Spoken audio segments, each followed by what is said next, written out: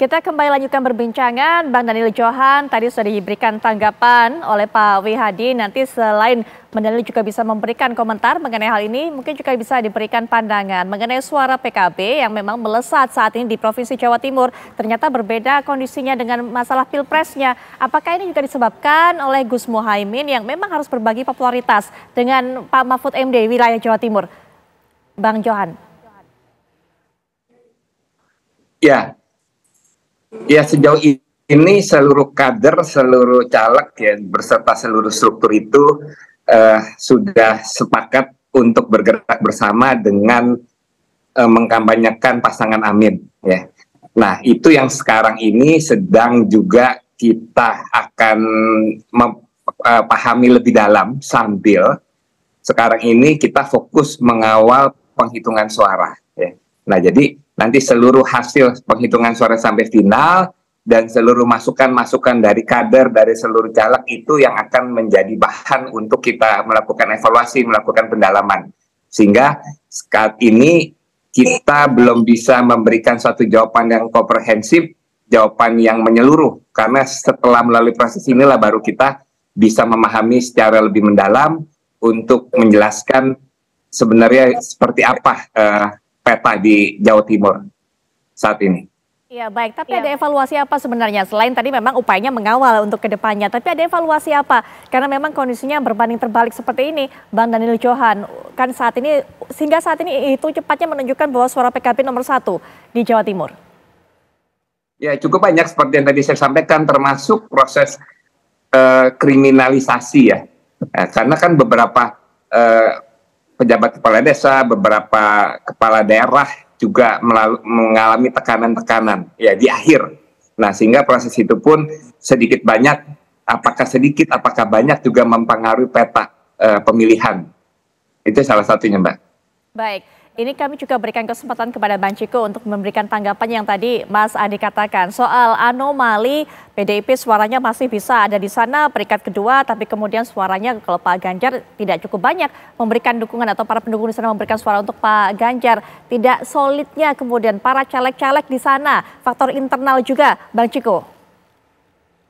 Saya rasa itu suatu pandangan yang bisa secara teori ya, tetapi secara prakteknya tentunya caleg-caleg dari PDI Perjuangan ini tegak lurus dengan apa yang sudah digariskan oleh partai gitu. Saya memberikan contoh juga, saya sendiri misalnya tadi Pak Mas Adi juga memberikan contoh, seakan menganalogikan saya gitu, walau sebagai caleg saya juga saya selalu memasang APK saya berdua dengan foto Pak Ganjar atau Pak Mahfud ya kan, semua APK saya itu ada tulisan Ganjar dan Mahfud, dan saya sama sekali karena emang tegak lurus dengan apa yang digariskan oleh partai ketika turun ke bawah adalah tiketnya itu ya harus paket gitu, memilih saya dalam memilih Pak Ganjar dan Pak Mahfud, dan saya meyakini teman-teman saya di PDI Perjuangan juga begitu dari seluruh daerah. Nah, ini terkait anomali ini, saya setuju banyak hal dengan Mas Daniel Johan tadi, seperti saya sampaikan di awal, ada intimidasi dan lain-lain. Jadi ada faktor-faktor yang di luar apa yang disebut dengan pemilu jujur dan adil ini. Nah, tetapi juga ini juga harus menjadi sorotan dalam pemilu 2024 ini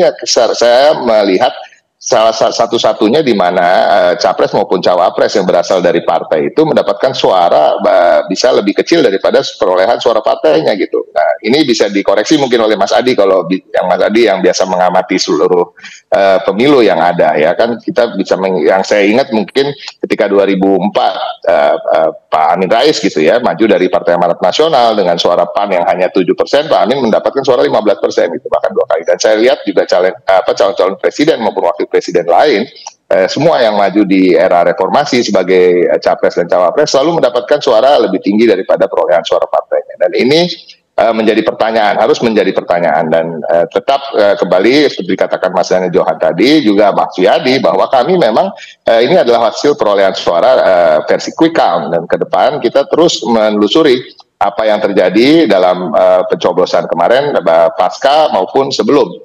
Nah, ini yang harus tetap diawasi, dan kita berharap masyarakat juga sabar untuk menunggu, begitu juga pihak-pihak yang terkait dengan sebagai peserta pemilu juga sabar. dalam menyikapi hal ini gitu. Seperti saya katakan juga bahwa selain ini hasil quick count, kita ketahui bahwa kita sebagai caleg-caleg pun masih menunggu hasil. Kita juga masih memplototi angka-angka di website KPU maupun penghitungan di PPK hari ini gitu. Artinya ini belum berakhir. Ini it's far from over. Ada hal-hal juga nanti yang sesuai dengan koridor demokrasi, koridor aturan. Kita akan terus mengawasi dan melaporkan hal-hal yang kita anggap janggal, ada kecurangan dan lain-lain. Dan mungkin bisa sampai ke Mahkamah Konstitusi, tapi itu harus diingat, ini adalah bagian dari demokrasi dan proses pemilu itu sendiri.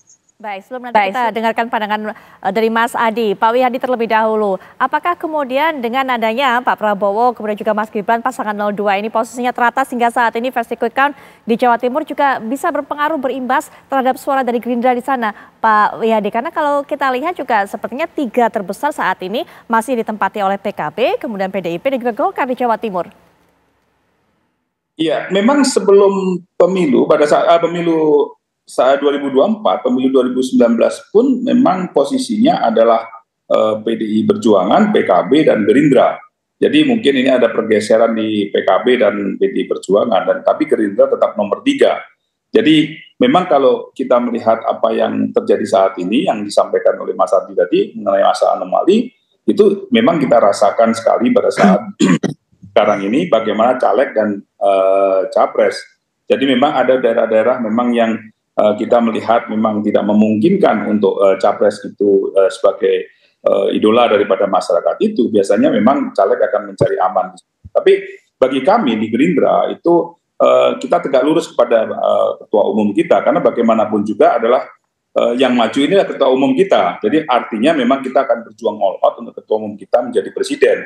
Jadi seluruh APK dan seluruh kegiatan-kegiatan kita memang kita full adalah untuk bagaimana capres ini untuk bisa memenangkan di Jawa Timur. Jadi kalau kita melihat semuanya yang ada di Jawa Timur, semua caleg yang ada di Jawa Timur itu selalu memasang APK dan Pak Prabowo dan Mas Gibran.